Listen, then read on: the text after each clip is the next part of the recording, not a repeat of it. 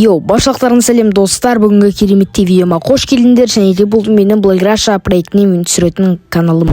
Так, кстати, ютубты новыйдан бастап жатқан адамдар болса, превью афишапқа қайдан алу керектігін білмесеңдер, менен ала аласыңдар.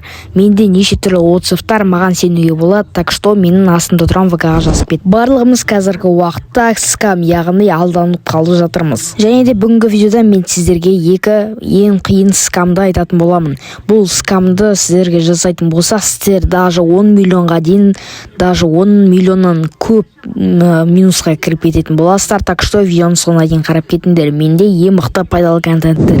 Менімен бірге ойналарың келсе, описаниеде тұрған ссылкаға өтіп, Блограшаны жүктеп аламыз. Сервер таңдайтын кезде Кастрома серверін таңдаймыз. Сол кезде сені ойынға кім шақырды деп сұрайды. Сол кезде біз Духа 2KH деп жазатын боламыз. 3-ші орынға жеткен соң сіздерге керемет бонус беретін болады. Ең бірінші скам бұл бізде VIP чаттағы скам. Бұл қандай скам десеңіздер, стройка, яғни СК-ға зам іздейміз деп айтатын болады. Любой серверде қарайтын болсақ, любой осындай жазулар тұратын болады. Набор СК зам деп адамнан тұрады. Сосын сол телға звондаған болсақ, ол адам сразу сізге телеграм береді. Сол телеграмға жазғаннан кейін ол адам типа дискордқа бүйтеді, сөйту керек, экранды қосуымыз керек деп айтады. Экранды сіз қосқаннан кейін сіздің біліп алып, сол негізді жазып, кодты жібер қалады да, сіздің экраныңызға шығады.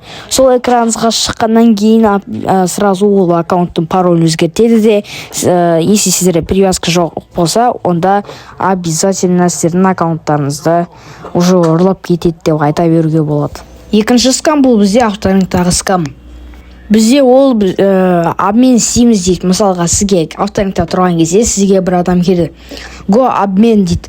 Менде заз дейді. Типа мен сізге доплата қоям дейді. И доплата қойған кезде сізге абайлаңыз. Сізге ең бірінші сіз 1.930.000 дейтін болсаңыз, ол адам ең бірінші 193 деп просто так жазып қояды. 193 деп жазғаннан кейін ой, стой деп айтады да. Еще раз кину дейді, одан кейін жіберген кезде, типа сіз неме істейтін сияқтысыз, как будто сіз өзіңіздің машинаңызды бересіз, и то сол ақшаңызды, бүкіл ақшаңызды алып алатын болады. Міне, осылай бізде скамдарды көп адамдар скамдарды қолданып, даже әділетсіздікпен ақша тауып жүрген адамдар бар. Сондықтан сіздерге айтарым, ондай скамдарға алданбай қойыңыздар. Лучше адал ақшасынан тауып, осы скамерлер видеоны көріп отырса, ешқашан скам жасамаңдар. Сендердің скам жасағандарын біреуге қатты тисе, ертең өздеріне сол қайтып келеді. Ал видеоны соңына дейін қарағандарына рахмет достар. Ал ендеше давайте